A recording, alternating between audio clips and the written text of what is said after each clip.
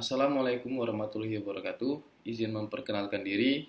Nama saya M. Ziban Al-Mumtaz dengan NIM 13 2024 081 dari kelas C. Saya ingin memaparkan tentang plagiatisme menurut Artificial Intelligence atau AI. Dan sumber yang saya gunakan adalah dari aplikasi ChatGPT.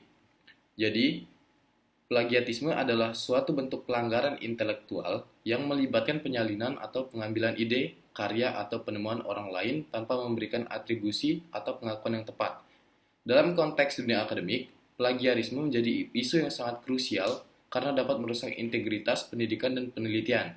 Selain itu, dalam dunia kreatif, plagiarisme mengancam keberlanjutan inovasi dan penghargaan terhadap hak cipta. Pada era digital ini, dengan kemudahan akses informasi melalui internet, plagiarisme semakin mudah dilakukan, namun lebih sulit untuk dideteksi. Fenomena ini mengundang perhatian banyak pihak, baik institusi, pendidikan, pemerintah, maupun masyarakat umum. Oleh karena itu, pentingnya bagi kita untuk memahami lebih dalam tentang apa itu plagiatisme, dampaknya, penyebabnya, serta langkah-langkah untuk mengatasinya. Makalah ini yang saya buat ini akan membahas hal-hal tersebut secara komprehensif. Plagiatisme secara umum merujuk pada penggunaan atau penyalinan karya orang lain tanpa memberikan pengakuan yang layak. Dalam konteks akademik, plagiarisme dapat berupa penyalinan langsung tanpa tulisan dari sumber lain, parafrase tanpa sumber yang jelas, atau bahkan pengambilan ide tanpa memberikan atribusi. Menurut The Oxford Dictionary, plagiarisme didefinisikan sebagai tindakan menyalin atau mengklaim karya orang lain sebagai karya sendiri tanpa izin atau atribusi yang layak. Plagiarisme ini mencakup berbagai bentuk pelanggaran hak cipta yang dapat terjadi baik secara sengaja maupun tidak disengaja. Dalam dunia akademik, plagiarisme bukan hanya melibatkan teks tulisan, tetapi juga ide, konsep yang dikembangkan oleh orang lain. Sebagai contoh, mengutip gagasan atau teori tanpa mencantumkan sumber yang sah dapat dianggap sebagai plagiarisme. Baik, kita akan masuk ke jenis-jenis plagiarisme. Ada beberapa bentuk plagiarisme yang umum dijumpai di antaranya. Direct plagiarism atau plagiarisme langsung adalah bentuk plagiarisme yang paling jelas, yaitu menyalin teks secara langsung tanpa perubahan apapun dari karya lain orang lain, copy paste, dan mengklaimnya sebagai karya sendiri. Plagiarisme langsung ini biasanya lebih mudah dideteksi karena seluruh kalimat atau paragraf yang diciplak tidak mengalami perubahan sama sekali. Yang kedua, paraphrasing plagiarism atau plagiarisme parafrase. Jenis ini terjadi ketika seseorang mengubah sedikit kata-kata atau struktur kalimat dalam teks asli, namun masih mempertahankan ide atau makna yang sama tanpa memberikan atribusi yang tepat kepada penulis asli. Meski tampak berbeda, hal ini tetap merupakan pelanggaran. Lalu yang ketiga, self-plagiarism atau plagiarisme terhadap diri sendiri. Hal ini terjadi ketika seseorang menggunakan karya yang telah dipublikasikan sebelumnya sebagai karya yang baru tanpa memberikan pengakuan bahwa karya tersebut sudah diterbitkan sebelumnya. Ini sering terjadi pada penulis yang mengulang kembali tulisan yang sama di berbagai jurnal atau tugas akademik.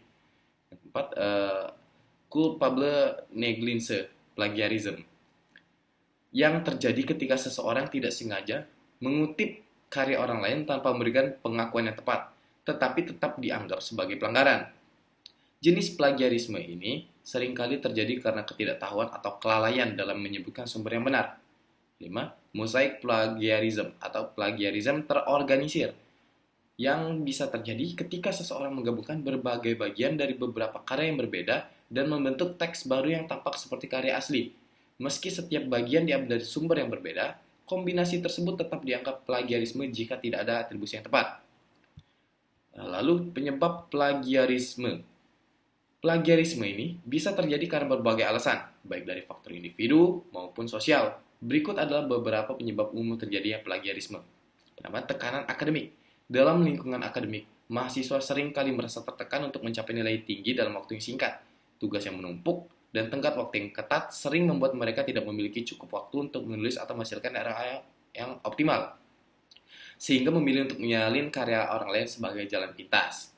Kurangnya pemahaman tentang hak cipta dan hak etika akademik banyak individu, terutama yang baru memasuki dunia akademik atau dunia kreatif, tidak sepenuhnya memahami betapa pentingnya penghargaan terhadap hak cipta dan etika dalam penulisan. Mereka mungkin tidak tahu bagaimana cara mengutip dengan benar atau apa yang dimaksud dengan plagiarisme. Kemudahan akses informasi. Perkembangan teknologi digital dan internet telah membuat informasi sangat mudah sekali diakses. Mahasiswa dan peneliti dapat dengan mudah menyalin teks atau ide yang mereka temukan secara online, tanpa mempertimbangkan apakah itu sah untuk digunakan atau tidak. Lalu, kurangnya kreativitas atau motivasi. Beberapa individu mungkin merasa tidak memiliki ide orisinal atau tidak termotivasi untuk menciptakan karya baru. Karena itu, mereka memilih untuk menyalin karya orang lain sebagai solusi untuk menyalin karya orang lain sebagai solusi untuk menghasilkan sesuatu yang cepat dan efisien. Lalu, yang terakhir, ada faktor sosial dan budaya. Dalam beberapa budaya atau sistem pendidikan, plagiarisme dianggap sebagai hal yang biasa dan tidak dianggap sebagai pelanggaran serius. Hal ini dapat terjadi jika tidak ada sistem yang jelas dalam mempromosikan pentingnya etika akademik dan penghargaan terhadap karya orang lain. Lalu, dampak plagiarisme.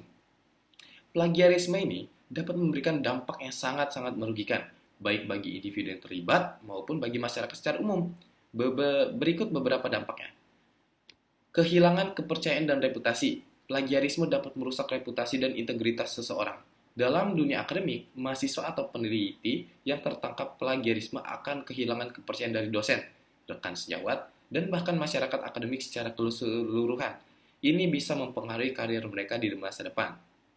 Lalu, tuntutan hukum. Plagiarisme, terutama yang terkait dengan pelanggaran hak cipta, dapat mengakibatkan tuntutan hukum. Pihak yang karya atau hak ciptanya dijiplak dapat mengajukan gugatan hukum yang mengarah pada denda atau bahkan penuntutan pidana. Lalu, penurunan kualitas pendidikan. Jika plagiarisme ini dapat dibiarkan secara terus-menerus dalam lingkungan akademik, hal ini dapat menurunkan kualitas pendidikan secara keseluruhan. Mahasiswa tidak dapat lagi mengembangkan kemampuan analisis, berpikir kritis, dan keterampilan menulis yang dibutuhkan dalam proses pembelajaran. Lalu, kerugian sosial dan ekonomi.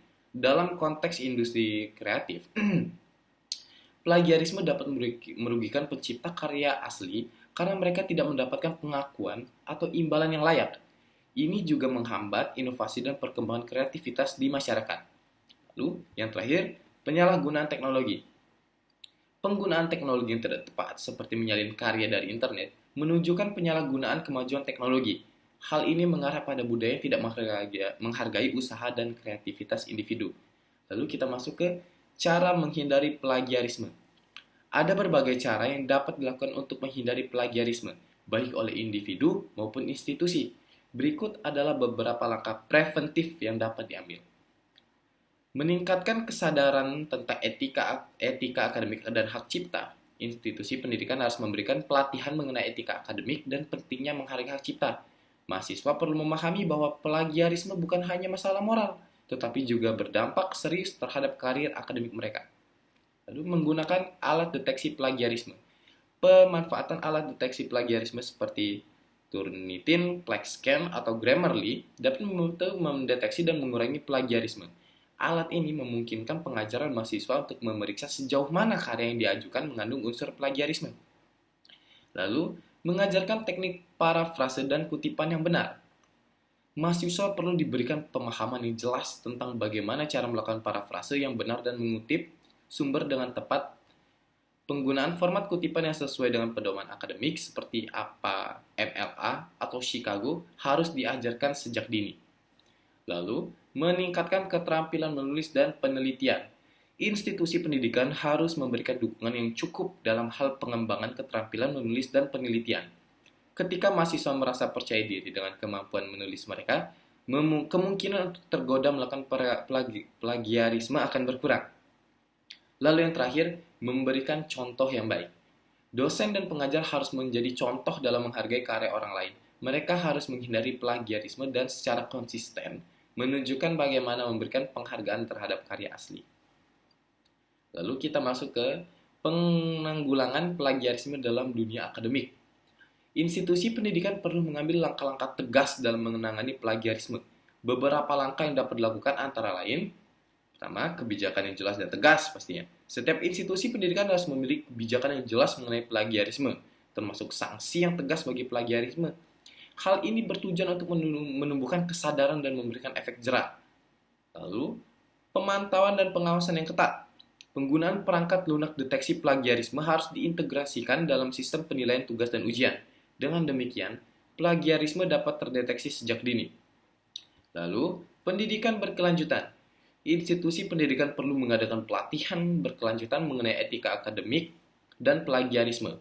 Hal ini dapat dilakukan dalam bentuk seminar, lokakarya, atau kursus online untuk mahasiswa dan dosen. Lalu yang terakhir, promosi karya orisinal. Melalui berbagai program dan kompetisi, mahasiswa dapat didorong untuk menghasilkan karya orisinal dan kreatif. Penghargaan terhadap karya orisinal dapat meningkatkan motivasi untuk menulis tanpa melakukan plagiarisme. Lalu kesimpulan, plagiarisme ini merupakan masalah yang sangat serius dalam dunia akademik dan industri kreatif. Dampaknya yang luas dapat merusak integritas individu dan kualitas pendidikan secara keseluruhan. Oleh karena itu, penting untuk terus meningkatkan kesadaran tentang pentingnya penghargaan terhadap hak cipta, serta mengedukasi generasi muda tentang etika akademik dengan upaya yang tegas dan sistem yang mendukung. Plagiarisme dapat diminimalisir sehingga kita dapat menciptakan lingkungan yang lebih produktif. Berikut itu saja dari saya. Terima kasih banyak Bapak. Baik, Assalamualaikum warahmatullahi wabarakatuh.